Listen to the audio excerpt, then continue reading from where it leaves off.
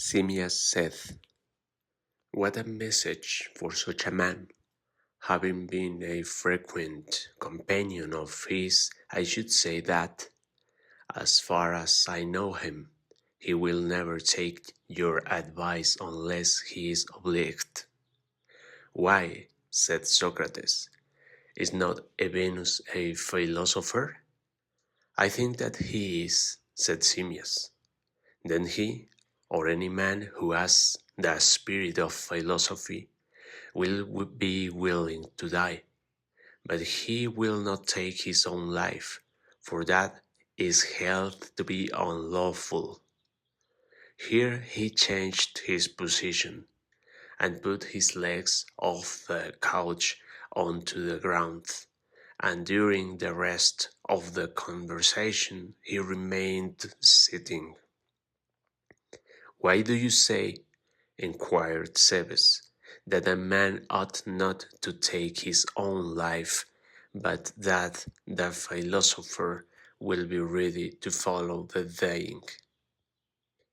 Socrates replied, "And have you, Cebes and Simmias, who are the disciples of Philophilus, never heard him speak of this?" "Yes, but his language was obscure."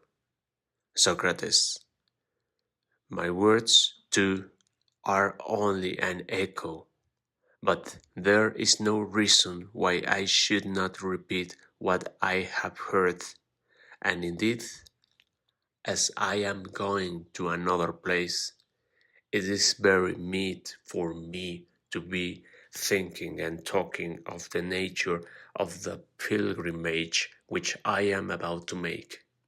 What can I do better in the interval between this and the setting of the sun? Then tell me, Socrates, why is suicide held to be unlawful, as I have certainly heard Philolaus, about whom you were just now asking, affirm when he was staying with us at Thebes, and there are others who say the same, although I have never understood what was meant by any of them."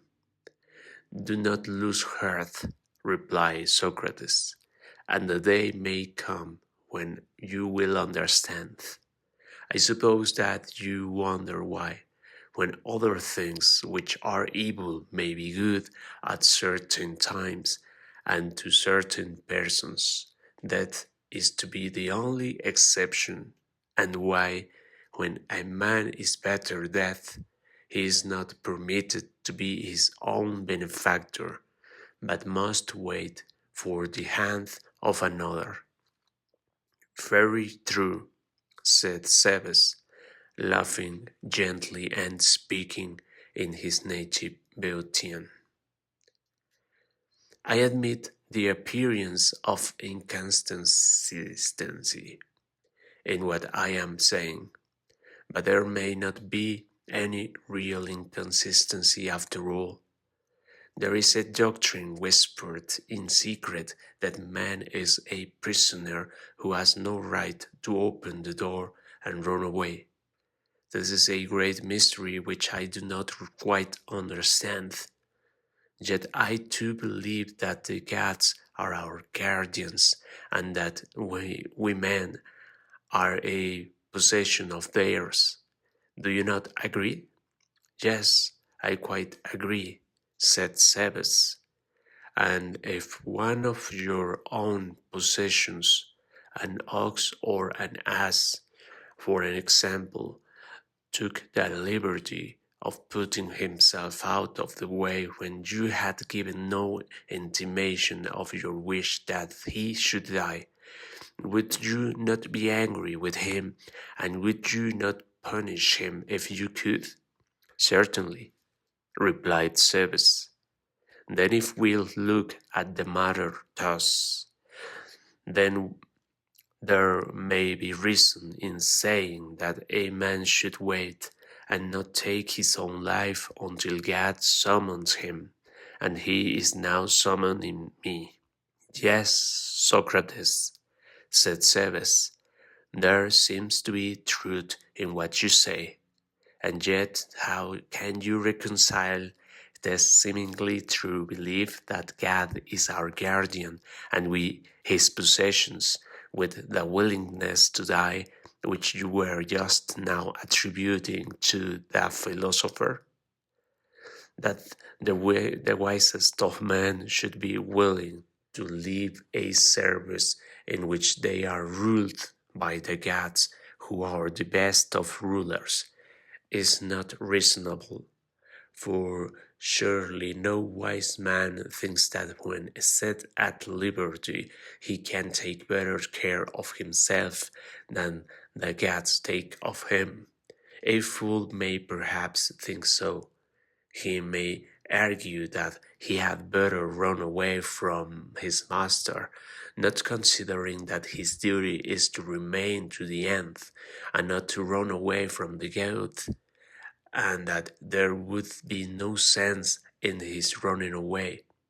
The wise man will want to be ever with him who is better than himself. Now this, Socrates, is the reverse of what was just now said, for upon this view the wise man should sorrow and the fool rejoice at passing out of life. The earnestness of Cebes seemed to please Socrates. Here, said he, turning to us, is a man who is always inquiring, and is not so easily convinced by the first thing which he hears.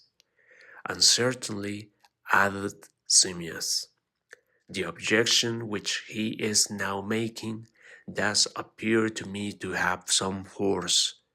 For what can be the meaning of a truly wise man wanting to fly away and lightly leave a master who is better than himself? And I rather imagine that Sebas is referring to you. He thinks that you are too ready to leave us, and too ready to leave the gods whom you acknowledge to be our good masters. Yes, replied Socrates, there is reason in what you say, and so you think that I ought to answer your indictment as if I were in a court? We should like you to do so, said Simmias. Then I must try to make a more successful defense before you than I did before the judges, for I am quite ready to admit, Simmias and Sabes, that I ought to be grieved at death if I were not persuaded in the first place that I am going to other gods who are wise and good, of which I am as certain as I can be of any such matters.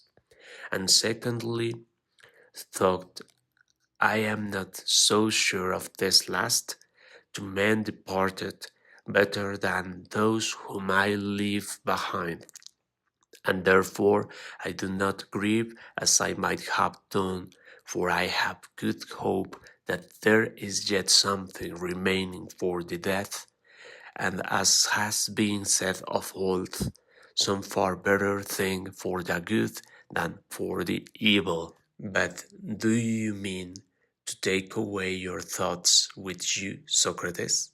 Said Simmias. Will you not impart them to us? For they are a benefit in which we too are entitled to share. Moreover, if you succeed in convincing us, that will be an answer to the charge against yourself. I will do my best, replied Socrates. But you must first let me hear what Crito wants. He has long been wishing to say something to me. Only this, Socrates, replied Crito. The attendant who is to give you the poison has been telling me, and he wants me to tell you, that you are not to talk much.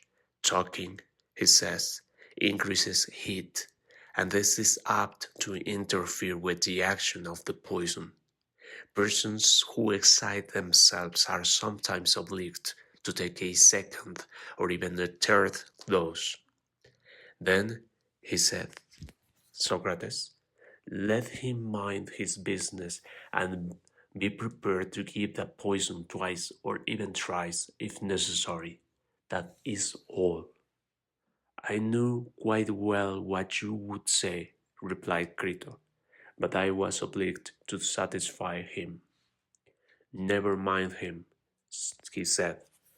And now, O my judges, I desire to prove to you that the real philosopher has reason to be of good cheer when he is about to die, and that after that he may hope to obtain the greatest good in the other world.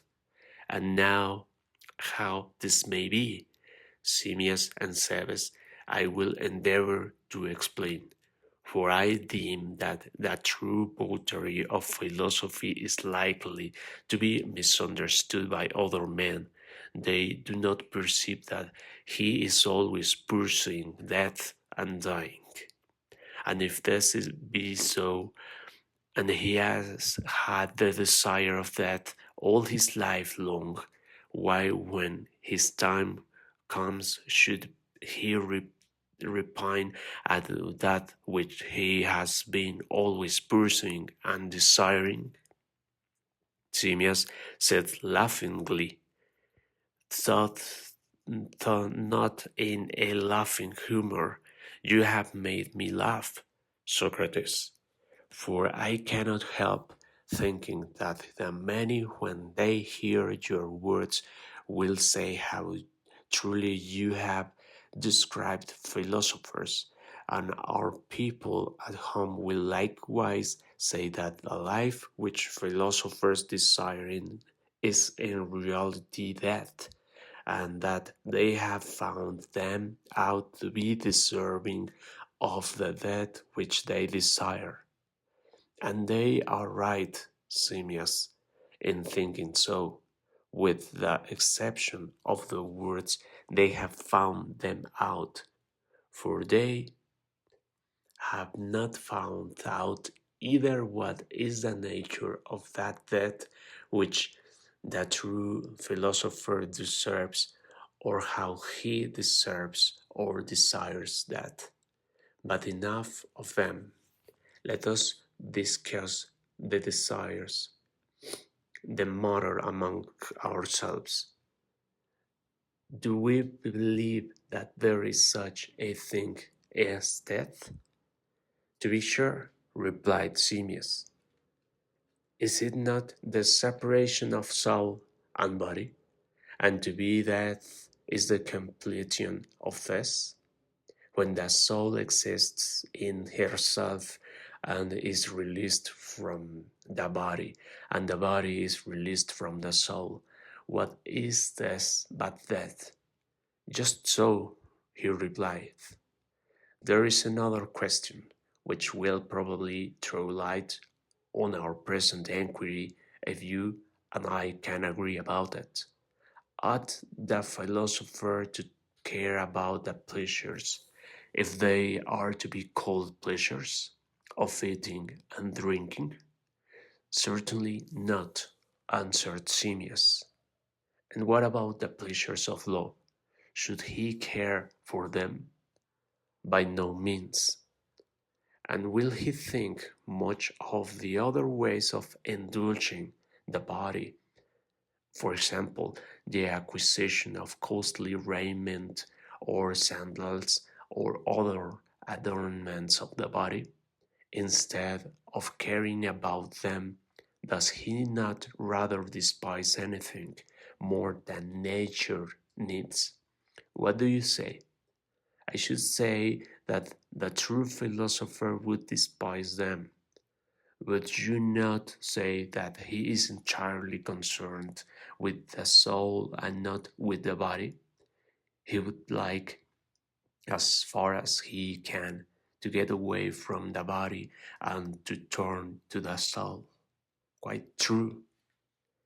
In matters of this sort, philosophers, above all other men, may be observed in every sort of way to dissever the soul from the communion of the body. Very true. Whereas, Simmias, the rest of the world are of opinion that to him who has no sense of pleasure and no part in bodily pleasure, life is not worth having, and that he who is indifferent about them is as good as death. That is also true. What again shall we say of the actual acquirement of knowledge? Is the body, if invited to share in the inquiry, a hinderer or a helper? I mean to say, have sight and hearing any truth in them? Are they not, as the poets are always telling us, inaccurate witnesses? And yet, if even they are inaccurate and indistinct, what is to be said of the other senses? For you will allow that they are the best of them?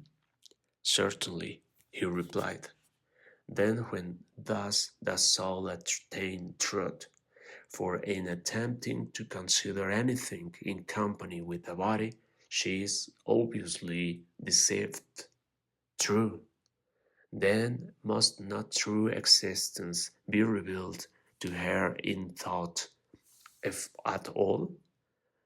Yes, and thought is best when the mind is gathered into herself and none of these things trouble her, neither sounds, nor sights, nor pain, nor any pleasure. When she takes leave of the body and has as little as possible to do with it, when she has no bodily sense of or desire but is aspiring after true being? Certainly. And in this the philosopher dishonors the body.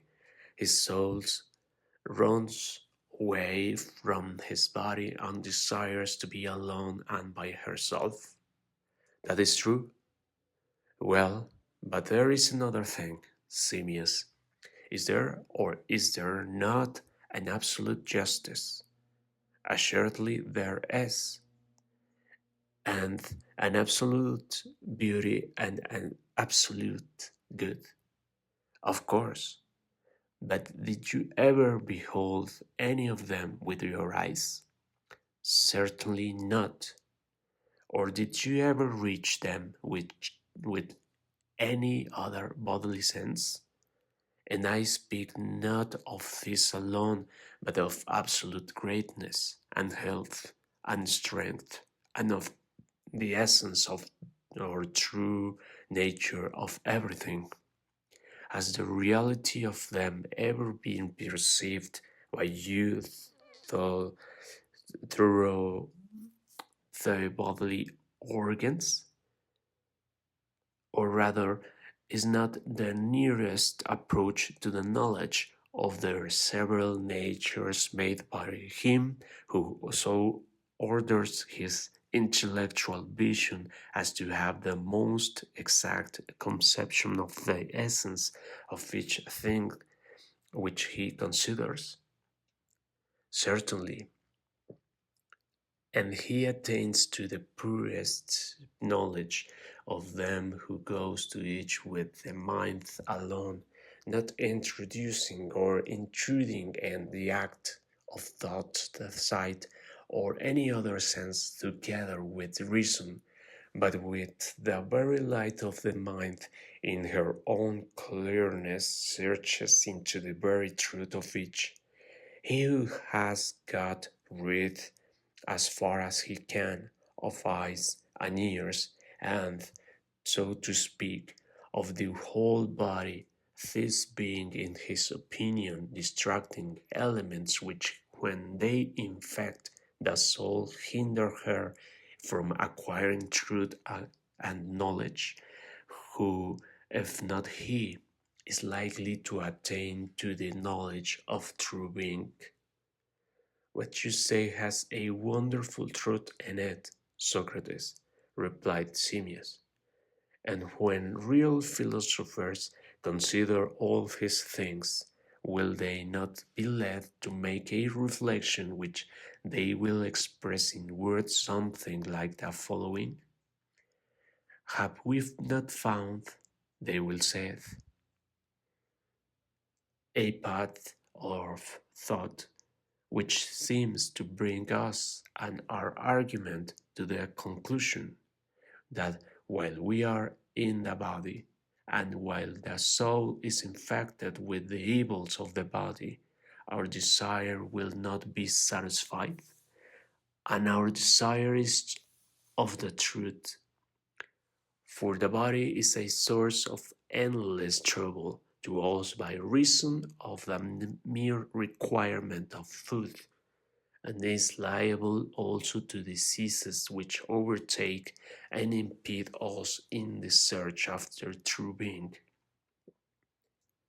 It fills us full of loves and lusts and fears and fancies of all kinds and endless foolery, and in fact, as men say, takes away from us the power of thinking at all, whence come wars and fightings and factions, whence but from the body and the lusts of the body. Wars are occasioned by the love of money, and money has to be acquired for the sake and in the service of the body.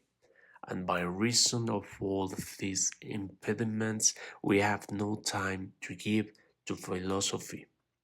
And last and worst of all, even if we are at leisure and betake ourselves to some speculation, the body is always breaking in upon us, causing turmoil and confusion in our inquiries, and so amazing us that we are prevented from seeing the truth.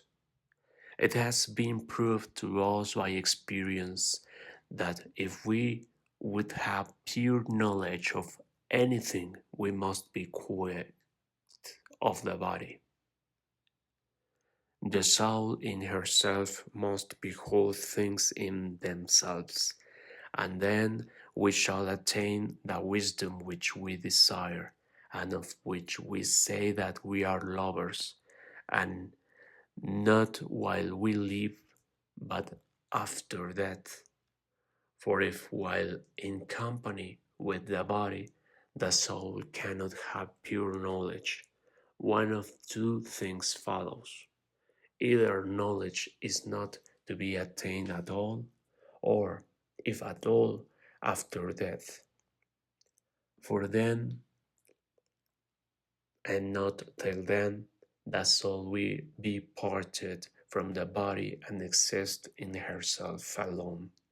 In this present life, I reckon that we make the nearest approach to knowledge then when we have the least possible intercourse or communion with the body and are not surfeited with the bodily nature, but keep ourselves pure until the hour when God Himself is pleased to release us.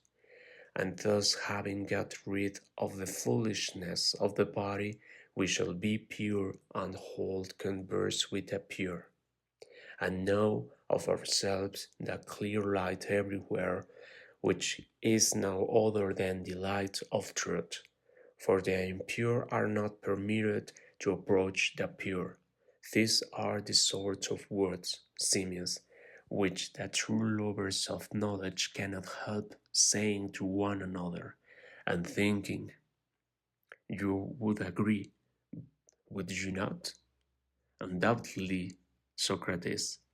But, oh my friend, if this be true, there is great reason to hope that, going whither I go, when I have come to the end of my journey, I shall attain that which has been the pursuit of my life, and therefore I go on my way rejoicing, and not I only, but every other man who believes that his mind has been made ready and that he is in a manner purified. Certainly, replied Simmias. And what is purification but the separation of the soul from the body, as I was saying before, the habit of the soul gathering and collecting herself into herself from the all sides out of the body, the dwelling in her own place alone as in another life, so also and thus, as far as she can, the release of the soul from the chains of the body?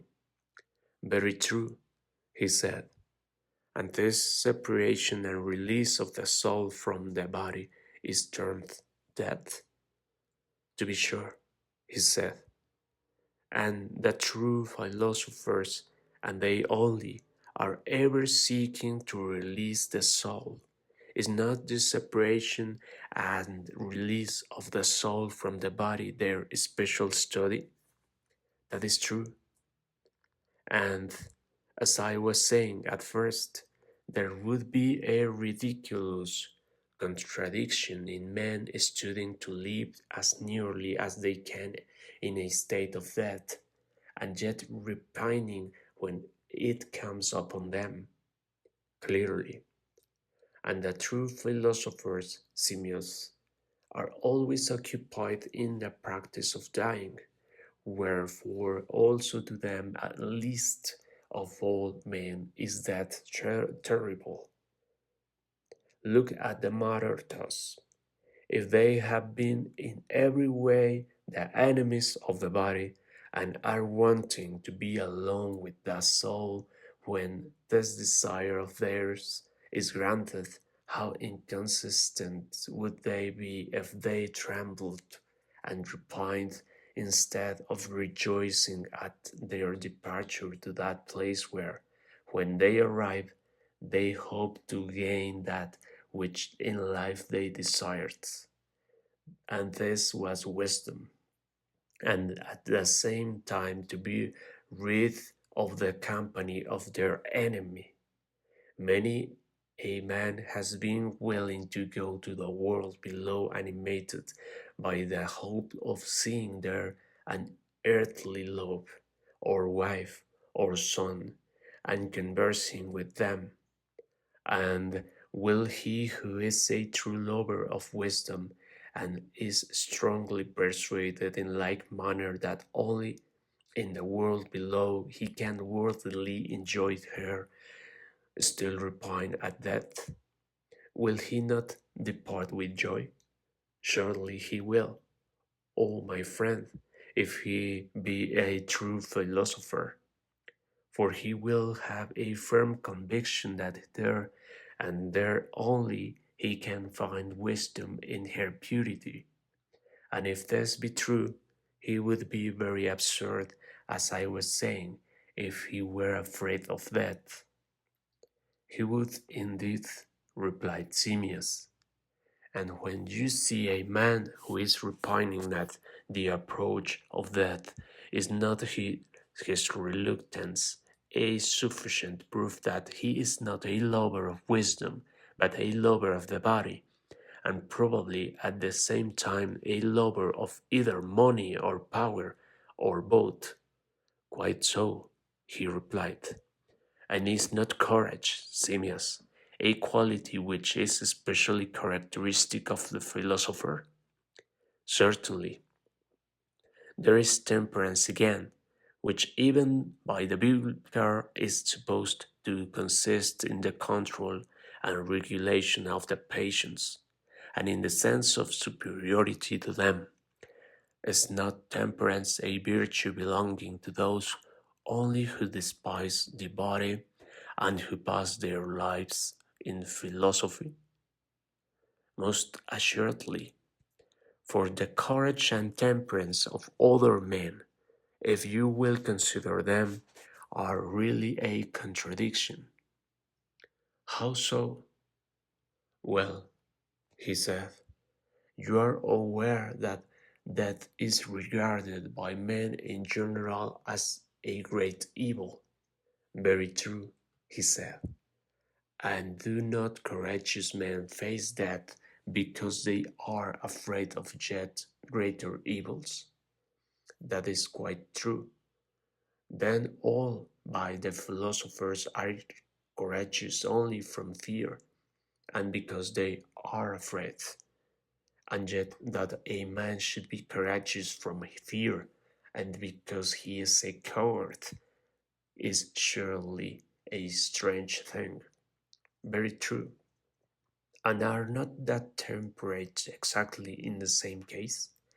They are temperate because they are intemperate, which might seem to be a contradiction, but is nevertheless the sort of thing which happens with this foolish temperance.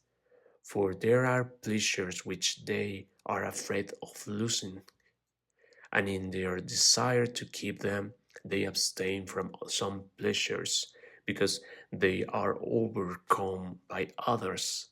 And although to be conquered by pleasure is called by men intemperance, to them the conquest of pleasure consists in being conquered by pleasure. And that is what I mean by saying that, in a sense, they are made but temperate through intemperance. Such appears to be the case.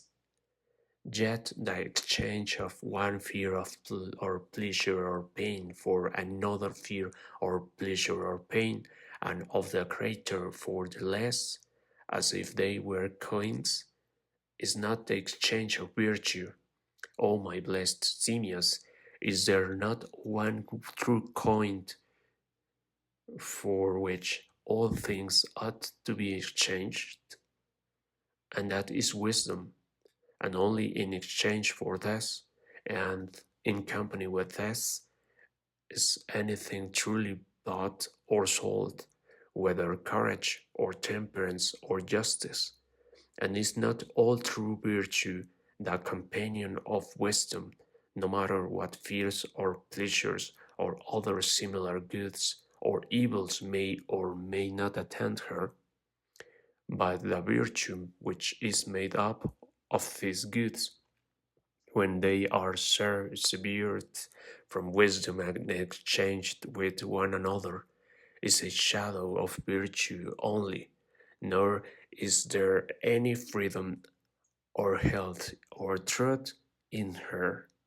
But in that true exchange there is a purging away of all these things, and temperance, and justice, and courage, and wisdom herself are the purgation of them. The founders of the mysteries would appear to have had a real meaning and were not talking nonsense when they intimated in a figure long ago that he who passes unsanctified and uninitiated into the world below will lie in a sloth, but that he who arrives there after initiation and purification will dwell with the goods.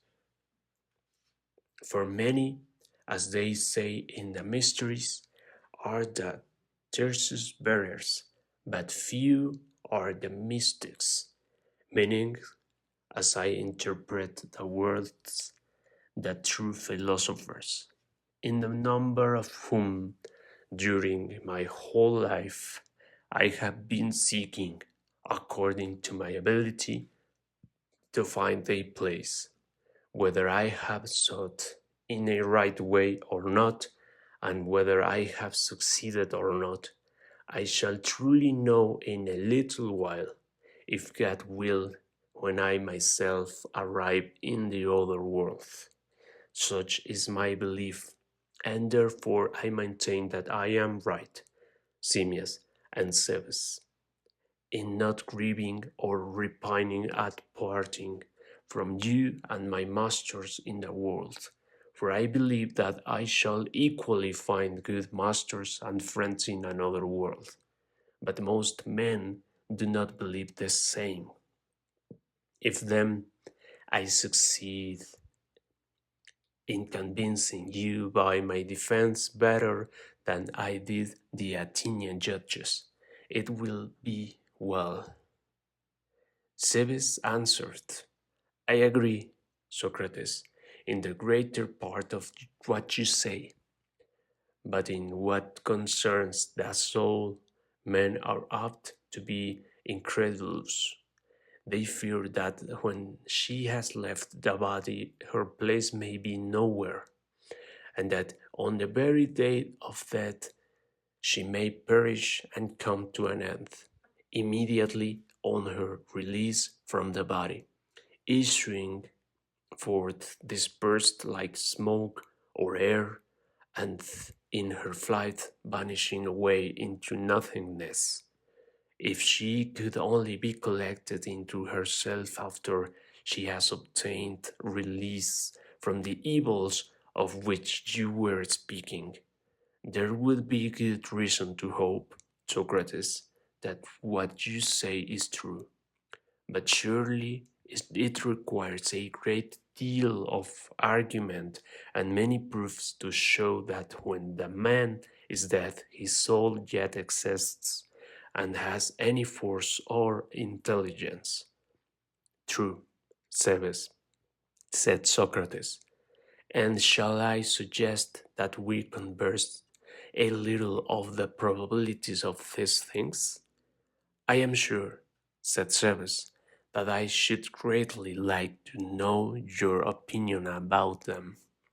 I reckon, said Socrates, that no one who heard me now, not even if he were one of my old enemies, the comic poet, could accuse me of idle talking about matters in which I have no concern. If you please, then, we will proceed with the inquiry. Suppose we consider the question whether the souls of men after death are or are not in the world below. There comes into my mind an ancient doctrine which affirms that they go from hence into the world, the other world, and returning hither are born again from the dead. Now, if it be true that the living come from the dead, then our souls must exist in the other world, for if not, how could they have been born again? And this would be conclusive, if there were any real evidence that the living are only born from the dead. But if this is not so, then other arguments will have to be adduced. Very true, replied Cebes. Then let us consider the whole question, not in relation to man only, but in relation to animals generally, and to plants, and to everything of which there is generation, and the proof will be easier. Are not all things which have opposites generated out of their opposites? I mean such things as good and evil, just and unjust, and there are innumerable other opposites which are generated out of opposites, and I want to show that in all opposites there is no necessary a similar alternation. I mean to say, for example, that anything which becomes greater must become greater after being less. True. And that which becomes less must have been once greater and then have become less. Yes. And the weaker is generated from the stronger and the swifter from the slower. Very true. And the worse is from the better, and the more just is from the more unjust. Of course. And is this true of all opposites? And are we convinced that all of them are generated out of opposites? Yes. And in this universal opposition of all things, are there not also two intermediate processes which are ever going on, from the one to the other opposite and back again? Where there is a greater and a less, there is also an intermediate process of increase and diminution, and that which grows is said to wax, and that which decays to one. Yes, he said. And there are many other processes, such a division and composition, cooling and heating, which equally involve a passage into and out of one another, and this necessarily holds of all opposites, where even though not always expressed in words, they are really generated out of one another, and there is passing or process from one to the other of them. Very true, he replied. Well, and is there not an opposite of life, as sleep is the opposite of waking? True, he said. And what is it? Death, he answered. And these, if they are opposites, are generated the one from the other, and have their two intermediate processes also. Of course. Now, said Socrates, I will analyze one of the two pairs of opposites which I have mentioned to you, and also its intermediate processes, and you shall analyze the other to me. One of them I term sleep, the other waking. The state of sleep is opposed to the state of waking, and out of sleeping, waking is generated, and out of waking, sleeping. And the process of generation is in the one case falling asleep, and in the other waking up. Do you agree? I entirely agree. Then, suppose that you analyze life and death to me in the same manner. Is not death opposed to life? Yes. And they are generated one from the other? Yes. What is generated from the living? The death. And what from the death? I can only say in answer, the living. Then the living, whether things or persons, Sebes, are generated from the dead. That is clear, he replied. Then the inference is that our souls exist in the world below. That is true. And one of the true processes or generations is visible, for surely the act of dying is visible. Surely, he said. What then is to be the result? Shall we exclude the opposite process? And shall we suppose nature to walk on one leg only? Must we not rather assign to that some corresponding process of generation? Certainly, he replied. And what is that process? Return to life. And return to life is, if there be such a thing, is the birth of the dead into the world of the living? Quite true.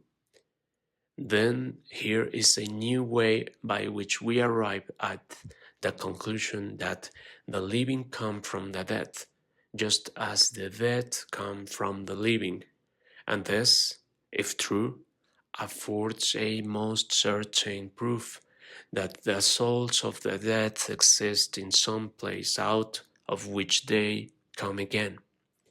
Yes, Socrates, he said. The conclusion seems to flow necessarily out of our previous admissions, and that these admissions were not unfair, Sebes, he said, may be shown, I think, as follows. If generation were in a straight line only, and there were no compensation or circle in nature, no turn or return of elements into their opposites, then you know that all things would at last have the same form and pass into the same state, and there would be no more generation of them. What do you mean? He said.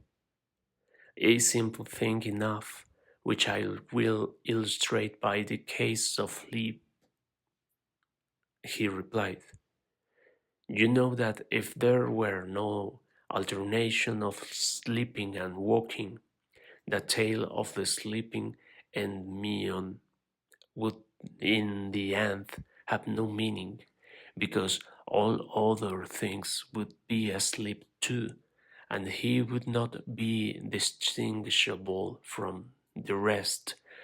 Or if there were composition only and no division of substances, then the chaos of Anaxagoras would come again.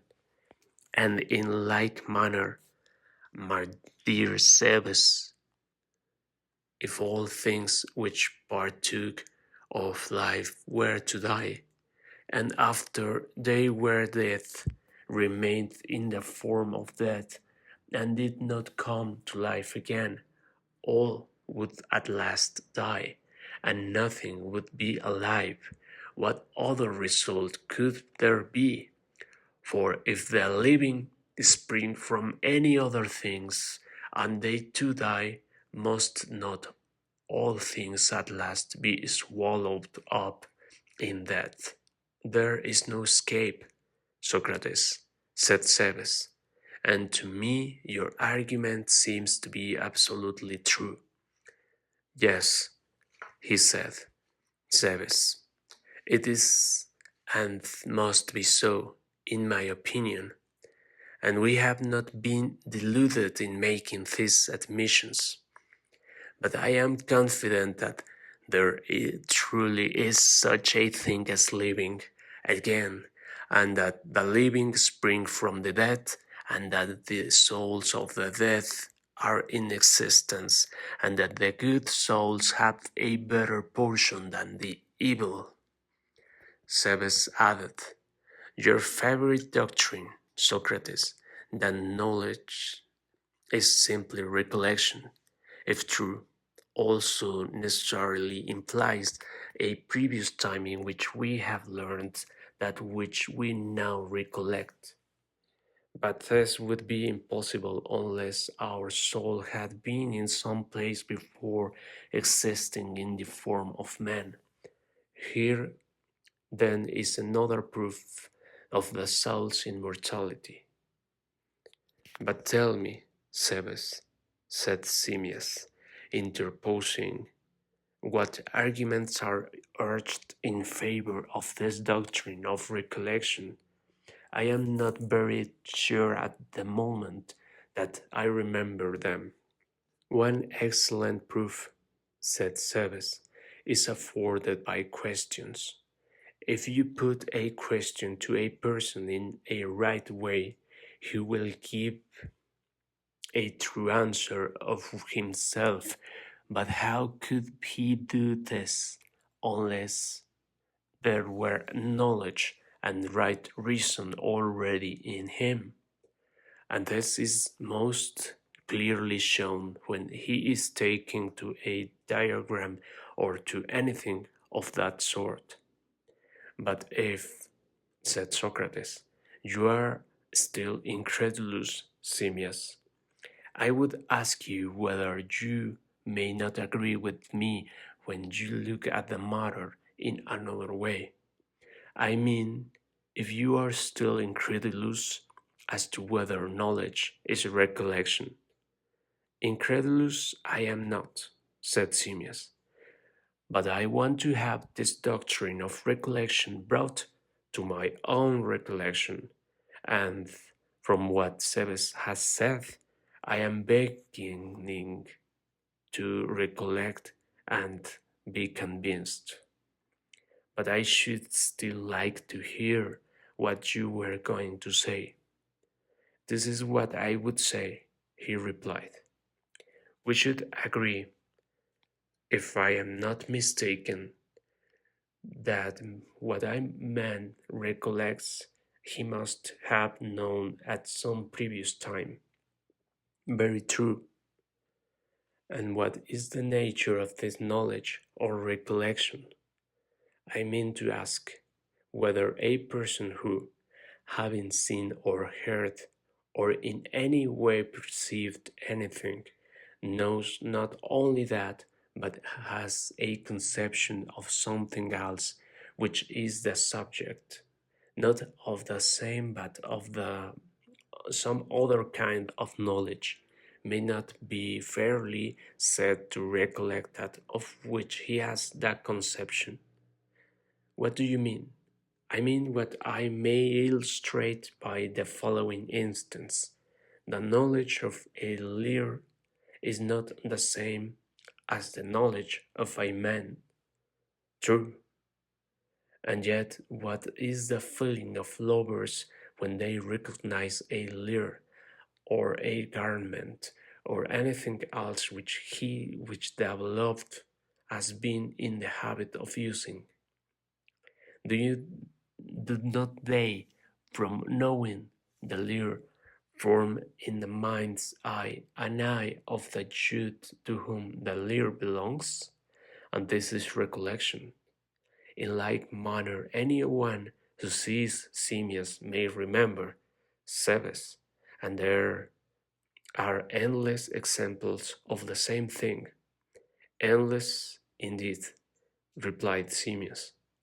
And recollection is most commonly a process of recovering that which has been already forgotten through time and inattention. Very true, he said. Well, and may you not also from seeing the picture of a horse or a lyre remember a man?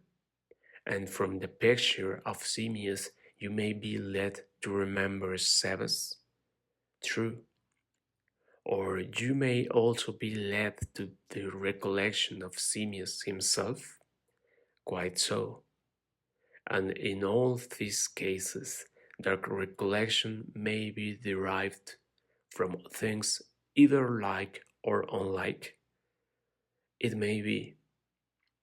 And when the recollection is derived from the like things, then another consideration is sure to arise, which is whether the likeness in any degree falls short or not of that which is recollected. Very true, he said. And shall we proceed a step further and affirm that there is such a thing as equality, not of one piece of wood or stone with another, but that over and above this there is absolute equality? Shall we say so? Say so.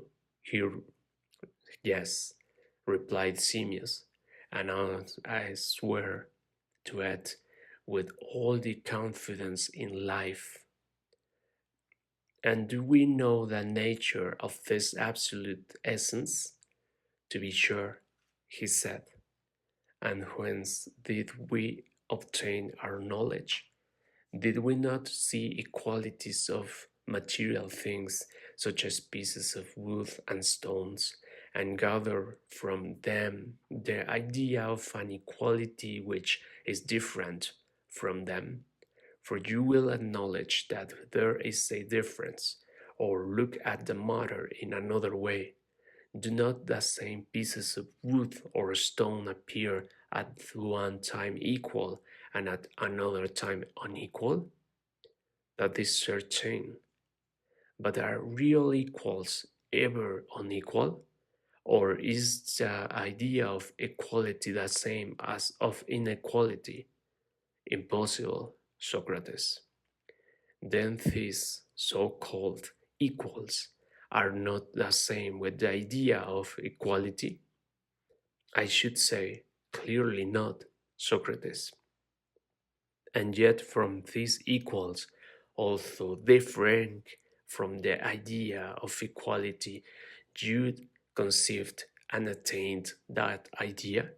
Very true, he said, which might be like or might be unlike them.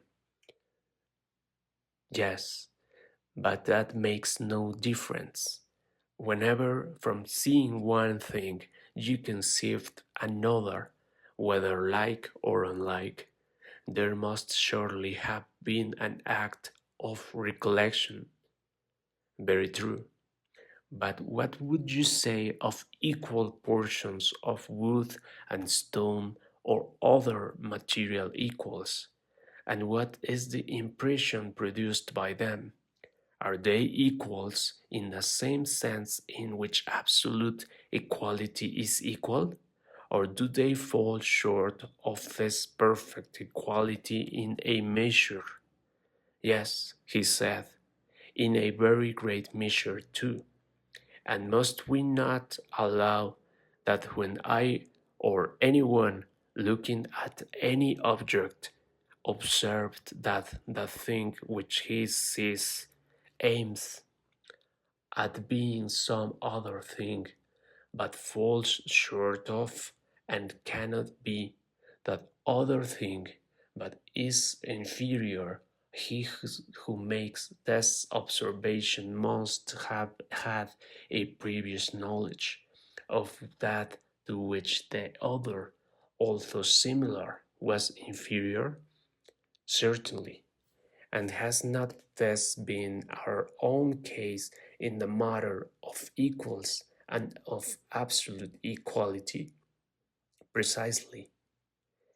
Then we must have known equality previously to the time when we first saw that material equals and reflected that all these apparent equals strive to attain absolutely equality but fall short of it. Very true. And we recognize also that this absolute equality has only been known and can only be known through the medium of sight or touch or of some other senses which we are alike in this respect.